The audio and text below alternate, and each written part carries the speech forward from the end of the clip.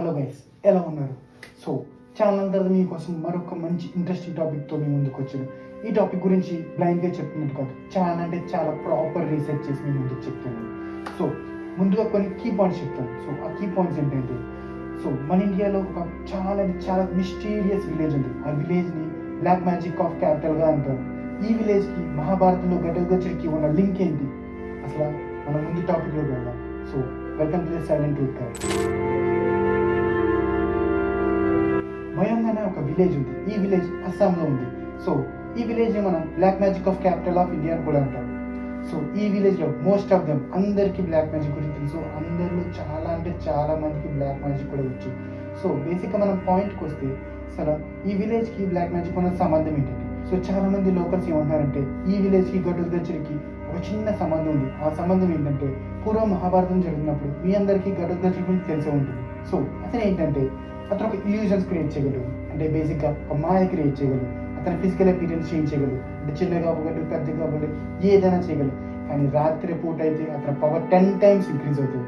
So కౌరవులకి చాలా కష్టమయ్యేది. So ఇక్కడ కట్ చేస్తే ఆ విలేజ్కి ఘటోత్కచుడికి ఉన్న సంబంధం ఏంటంటే, మేము ఘటోత్కచుడికి వారసులమని. ఇంకొంతమంది లోకల్స్ ఏమంటారంటే, ఘటోత్కచుడికి మాకు చాలా దగ్గర సంబంధం ఉంది, అతని రాజ్యంలో ఉన్న వాళ్ళమే మేమంతా. సో బేసిక్గా చెప్పాలంటే అతని డిసెండెంట్స్ అంటారు. సో అతనికి సంబంధించిన వాళ్ళని మేము అందరం చెప్పి కొంతమంది చెప్పుకుంటుంటారు. బట్ ఇదన్నీ కొన్ని కట్టుకథలని కొంతమంది చెప్తారు. బట్ సైంటిఫిక్గా అసలు బ్లాక్ మ్యాజిక్ అన్నది లేదు. బట్ అక్కడ వాళ్ళు ఏం చేస్తారంటే ఇల్యూజన్స్ చేస్తారు.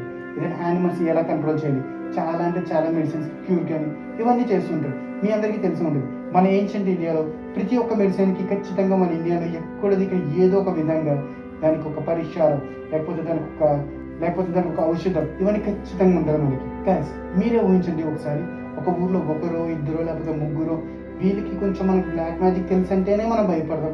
అలాంటి ఒక ఊరు మొత్తానికి బ్లాక్ మ్యాజిక్ తెలుసు. సో ఇలాంటి వాళ్ళకి చాలా ఇంట్రెస్టింగ్ ఉంటుంది కదా, లైక్ వాళ్ళని ఎక్స్ప్లోర్ చేయాలి, వాళ్ళ డే టు డే లైఫ్ ఏంటి. బట్ ఇప్పుడు కట్ చేస్తే ఎలా ఉందంటే, వాళ్ళందరూ కామన్ పీపుల్. చాలా తక్కువ మందికి తెలుసు ఈ బ్లాక్ మ్యాజిక్ అనేది.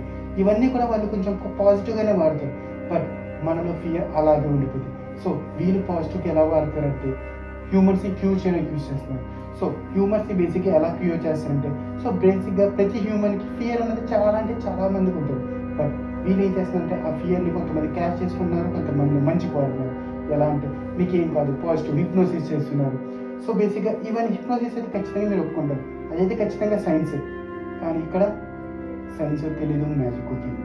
ఖచ్చితంగా అక్కడ సంథింగ్ మిస్టీరియస్ థింగ్స్ ఎప్పుడు జరుగుతూనే ఉంటాయి.